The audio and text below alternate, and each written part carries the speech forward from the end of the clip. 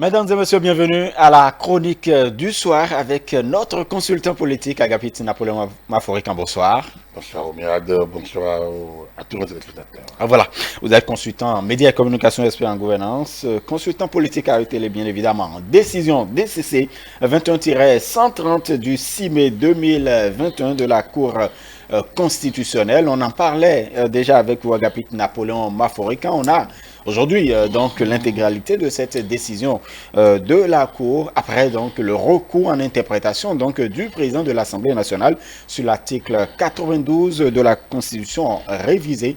Que retenir fondamentalement de cette décision de la Cour, Agapit Napoléon Maforican? Mais ce que la Cour a dit en sa décision. Tout à fait. Élysée.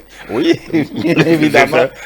Oui, c'est sa décision. La Cour, d'abord, en premier lieu, la Cour trouve quand même que c'est recevable le recours du président de l'Assemblée nationale. Voilà, ça pourrait peut-être étonner certains. Non, il y a des recours. Le défaut de qualité dans un recours existe. Donc tout recours n'est pas formulable par tous, pas tout requérant, pas toute personne. Donc selon le type de recours, selon le moment du recours, oui.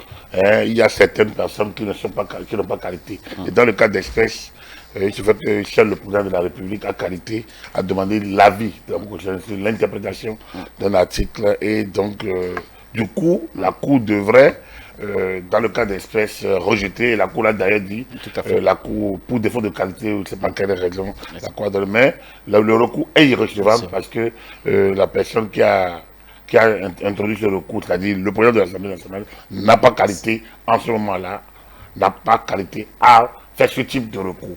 Voilà. Donc voilà. le recours est irrecevable. Mais la Cour allait plus loin. Exactement. À partir du moment où, ça c'est concernant le contrôle de constitutionnalité. En tout cas, un avis pour voir l'application d'une décision, l'application d'un article de la Constitution, la Cour est c'est un avis, c'est le président de l'Assemblée nationale, c'est le président de la République qui pourrait demander. Mais dans le cas d'espèce, cet avis demandé a pour vocation le fonctionnement régulier donc des institutions, des pouvoirs publics, puisqu'il est question de députés ayant quitté l'Assemblée nationale et qui pourraient y retourner. Et dès lors, la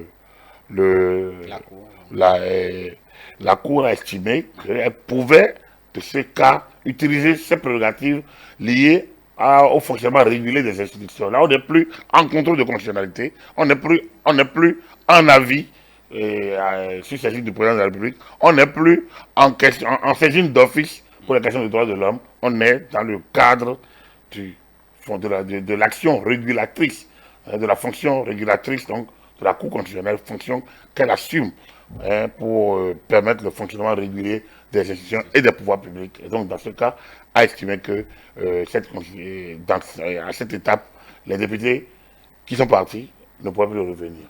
Ce qui était comme une logique, je pense que je vous l'avais dit, au nom donc du principe de non-rétroactivité d'une loi, normalement, les députés avaient démissionné avant la révision de la Constitution.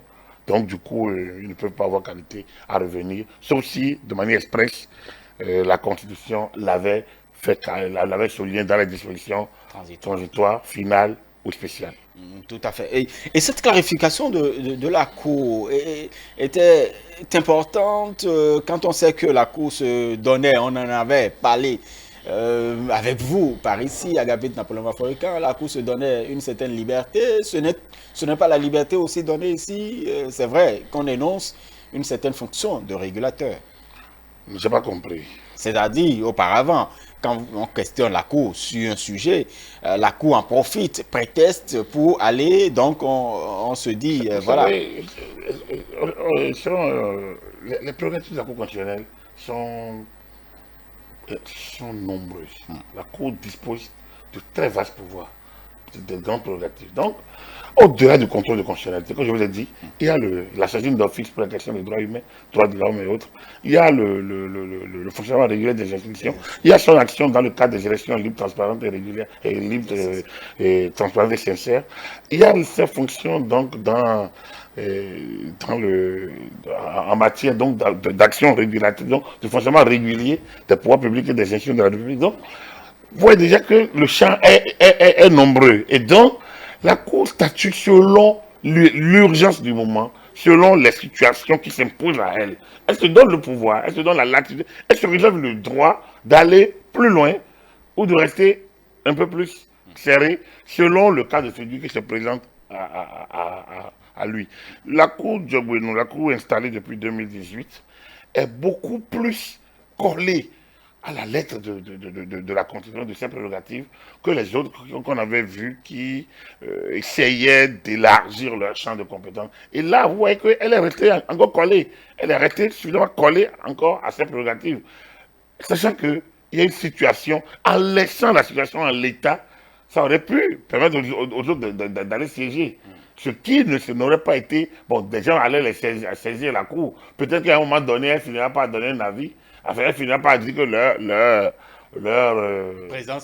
retour viole le principe de non-retour activité d'une loi. Et donc, on va dire, mais pourtant, on l'avait quand même saisi. Je pense que pour éviter tous ces chamboulements, ces méli-mélos, elle a préféré en même temps évacuer le sujet. Ça aussi, c'est sa prérogative. Elle arrive donc à voir plus loin parfois, à commander court ou parfois à voir plus loin et prendre la décision plus loin. Enfin, prendre la décision qui s'impose en même temps pour couper court à tout. Voilà. Très bien, mais est-ce que tout ceci n'embrouille pas quand même le peuple? En fait, la population, véritablement, Agapit Napoléon Non, la population n'est pas embrouillée. Lire une décision de la Cour constitutionnelle n'est pas pour la population, c'est pour les médias, c'est pour certains types de sachants qui peuvent l'interpréter, enfin, qui peuvent l'expliquer au peuple. Je ne pense pas que le commun du peuple, c'est de comprendre les décisions de la Cour constitutionnelle au jour le jour. Hein, les médias sont là pour le leur expliquer, les politiques sont là pour le leur expliquer, les députés sont là, les députés sont les élus du peuple. Donc, il lui appartient, quand il descend sur le terrain, d'expliquer ces choses, et donc aux populations. Mais franchement, pour un sommeil tranquille d'un citoyen béninois, je ne pense pas que son problème, c'est de savoir vraiment le contenu de ce que la Cour constitutionnelle a décidé. Ça s'adresse au pouvoir public. Voilà. Très bien. Agapit Napoléon Africain, on va maintenant évoquer avec vous, justement, cette question touchant à la cérémonie de prestation du président de la République, ou du moins du nouveau président, du président réélu.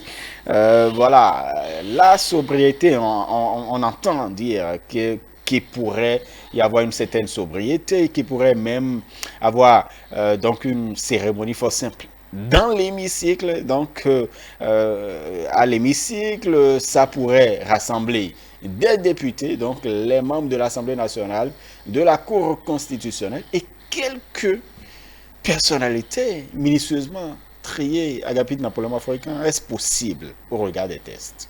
Mais les tests, non, je me dis comment ça va se passer. Il me semble qu'on a abordé rapidement le sujet une fois. Non, oui. Le président de la République, son serment est reçu par le président de la Cour constitutionnelle en présence donc du président de la Cour suprême et du président de la Cour de l'Assemblée nationale. Voilà, donc le serment est reçu. Ça peut se faire à la salle du peuple du palais de la présidence. Ça peut se faire là. Ça peut se faire à la Cour suprême. Ça peut se faire à la Cour constitutionnelle. Ça peut se faire où? En fait, ça brise justement une culture que nous avons, une tradition. Laissez une tradition. Je pense que l'essentiel est que le président entre en fonction. Et je vous ai dit peut-être que oui, c'est vrai. Si vous dites une tradition, oui, c'est vrai. On a tendance à croire peut-être que la Constitution a même prévu que l'esplanade du stade de l'amitié, de l'esplanade de l'Assemblée nationale devrait accueillir la cérémonie donc de prestation de serment. Non, c'est avec Mathieu Kérékou qu'on a innové, qu'on a commencé. Et c'est en 2000. Et c'est une très belle innovation. C'est en 96. Et bon, c'était pour montrer le phare, c'était pour un peu trancher avec Nicéphore Soglo qui avait du mal à digérer sa défaite à Cotonou. Et donc il fallait aller à Porto Novo. Il fallait donner à Porto Novo son statut de capitale. Et donc Mathieu Kérékou avait pris cet engagement, une fois qu'il allait revenir au pouvoir, de donner à Porto Novo son statut de capitale. Et donc, prêter serment à Porto Novo, Nicéphore Soglo a pris fonction au PLM Alédio. Au PLM Alédio. Donc, cette fois-ci, prêter serment à Porto Novo était pour Mathieu Kérékou un symbole. Et prendre service dans la ville capitale, c'était le symbole. Je pense que Patrice Talon n'a pas rompu avec le symbole. Il y a 5 ans, il a pris fonction à Porto Novo, au stade. Cette fois-ci au stade, si je ne me trompe. Au stade. Voilà, donc au stade Charles de Gaulle, comme Bolignaï, d'ailleurs, 5 ans plus tôt. Et son second mandat, ça a été fait effectivement au stade Charles de Gaulle. Donc, cette fois-ci, on apprend que ce serait dans l'ensemble de l'Assemblée nationale, mais bon, mais tant mieux, il y a autant pis, il y a Covid-19, tout le monde aurait bien aimé participer à la fête, c'est une fête populaire. Bon, donc serait quand même en train de préparer même, pourquoi pas, un tissu pour ça. C'est Agapit Napoléon Maforika, on met fin quand même à, je continue pas à le dire, à une culture par ici. Je ne pense pas que le président Talon se satisfait de ces pratiques de tissu ou autre, je ne sais pas. Mais ça n'empêche personne. Je me rappelle en 2011, les gens voulaient faire la même chose. Le président il avait interdit ça. Bon, des gens ont dû prendre des tissus, ils ont fait quelques t-shirts. Mais il n'a pas trop autorisé la chose, donc il y a 10 ans. Je ne pense pas que le président Talon se laisse aller également à ces histoires de tissus. Et ceux qui veulent le faire, je ne sais pas si c'est officiellement ils veulent le faire ou bien, bon, Des initiatives privées. Donc, c'est pas dans le cadre du protocole officiel, pas du tout. Donc, que ce soit si c'est au stade de l'amitié, si c'est dans l'hémicycle, ils peuvent s'allier, personne ne l'interdira de l'accueillir dès l'entrée du Porte Nouveau, de lui faire la main, personne n'interdira de l'attendre à la sortie de l'ensemble de l'Assemblée nationale. Les gens sont libres. Je pense que si les pouvoirs publics n'ont pas interdit les regroupements, c'est quand même un jour festif, donc en principe, il ne veut pas interdire le regroupement, dans le respect des règles barrières. Je pense que si on a pu faire campagne électorale, ce n'est pas quelques regroupement qui poserait problème. Donc les gens peuvent porter leur uniforme si on ne leur interdit pas ça également. Donc, Mais vous savez que l'effet que ça fait de prêter serment devant toute une foule, un peuple représenté, ce n'est pas le même effet quand tout le monde est là. la prise de fonction d'un président de la République n'est pas un acte populaire. Enfin, pour moi, c'est pas l'effet qu'on cherche. La fonction, elle est suffisamment relevée, avec une mission suffisamment relevée, avec des défis relevés des défis énormes à relever. Que bon, voilà, l'un ou l'autre. Ailleurs, c'est la fête populaire. Ailleurs, c'est dans une solennité esquisse. Donc, essayons aussi cela à voir. Je pense, comme je vous l'ai dit, en 91, c'était à PLM à Lédio. Ça a été fait. En 96, 2001, 2006 et 2000.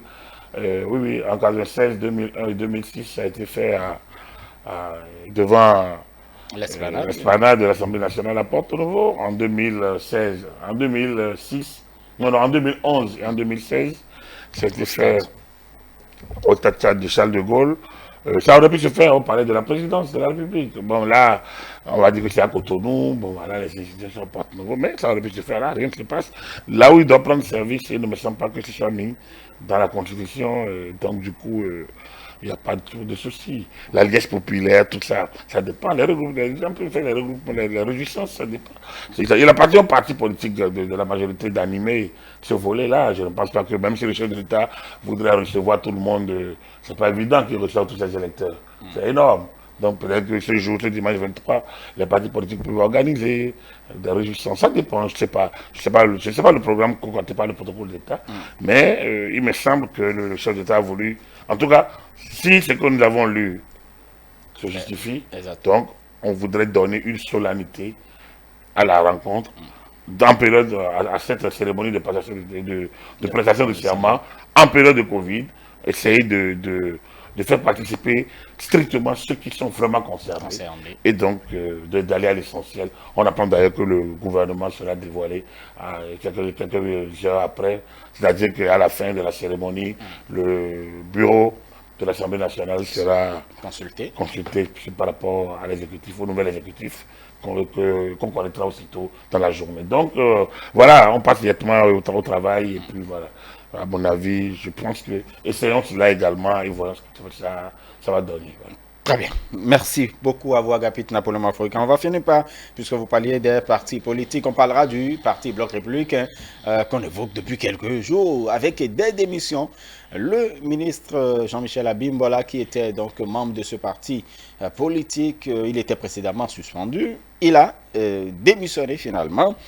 2 autres personnes ont démissionné, le président quand même de la section France et puis le secrétaire général des jeunes, ou du moins de l'organisation des jeunes du bloc républicain, lui-même a démissionné. Des démissions, Agapit Napoléon Maforika, est-ce que cela remet en cause la réforme du système partisan? Je vous poserai toujours cette question. Je pense que j'ai déjà dit non une fois, non. C'est normal, cette démission. Ça fait partie. Les gens ne sont pas habitués à vivre ensemble. C'est maintenant qu'ils ont commencé. Donc il y aura des démissions. Il y en aura ici ou là. Et voilà. Donc, et donc ça ne devrait pas gêner. Non, ça ne gêne pas. La réforme du système partisan est déjà actée, je vous l'ai dit. Vous le verrez lors des élections, lors des prochaines législatives. Ceux qui démissionnent, ils se rendront compte qu'ils vont.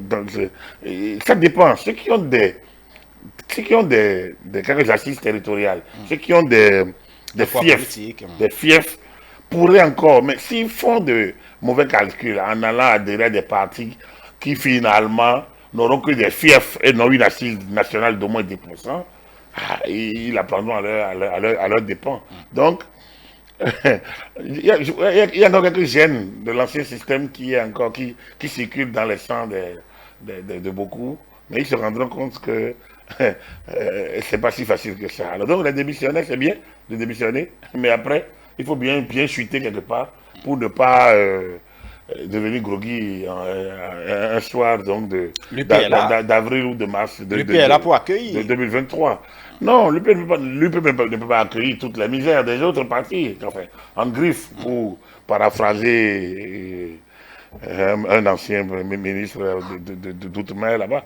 Donc, de l'autre côté, il veut dire, non, l'UP ne peut pas accueillir tous les démissionnaires, parce que l'UP aussi a ses problèmes à régler, sans doute. Ils ne diront pas non, mais est-ce que ce que les gens fuient au BR, ils l'auront à l'UP? Pas évident. Pas évident, parce qu'à l'interne aussi, à l'UP, nous l'aurons pas. Et la guerre de positionnement va se poser. La guerre de responsabilité va se poser. C'est humain, c'est normal. Les gens sont habitués à des méthodes d'avant. Il y a une nouvelle règle qui vient. Il y a une nouvelle donne. Des anciens présidents de petites chapelles sont obligés de se fondre dans des bâtisses beaucoup plus. Bon, on ne va pas parler de cathédrale, mais donc du coup, c'est plus compliqué pour eux donc d'avoir voix au chapitre comme ils l'auraient souhaité, ici ou là. Donc, ces choses-ci, ces petits roitelets d'anciens partis, ou clans familiaux, ou clans politiques, ils pensent qu'ils vont toujours se sentir à l'aise, pas évident. Vous devez vous faire petit pour mieux grandir. C'est ça, unir les efforts, unir les forces, se faire petit et grandir progressivement ensemble, faire la promotion d'autres, et peut-être votre tour viendra, d'autres faire votre promotion. C'est ça le principe. Donc, cette démission, ce qui est sûr, jusqu'à la formation du gouvernement, il y en aurait. Après la formation du gouvernement, il y en aura. Lors des positionnements pour les élections, on verra bien. Donc, on ne fera pas le décompte, sinon on risque de ne pas s'en sortir. Il y en aura. Il y en aura demain. Il y en aura après-demain. Mais, en fin de compte, en 2023, on verra bien. En 2026, on pourra faire un bon bilan donc, de la réforme du système partisan. Et vous verrez que ce serait à l'actif de cette réforme. Elle est déjà actée, cette réforme. Elle est déjà en marche. Hein, regardez l'échiquier, comme on le dit. Nous avons maintenant un chef de file de l'opposition. C'est pas rien. Et autour de lui se feront beaucoup de choses. Ça brûle déjà, parce que les gens regardent déjà devant. Alors, donc, c'est un nouveau départ réellement. C'est un nouveau départ qui va progressivement s'ancrer dans les habitudes. Donc, ces démissions, il faut les prendre comme la résurgence de quelques vérités un peu sécessionnistes ou bien hégémonistes de gens qui sont encore peut-être plongés dans leur passé et qui se rendront compte que la réalité a évolué. Très bien. Merci beaucoup à vous, Agapit Napoléon Maforika, consultant politique, électoral par ailleurs. Mesdames et messieurs, merci d'avoir suivi votre chronique. La chronique du soir, nous marquons une pause pour vous retrouver ensuite pour la causerie débat. Ça se discute. Restez avec nous.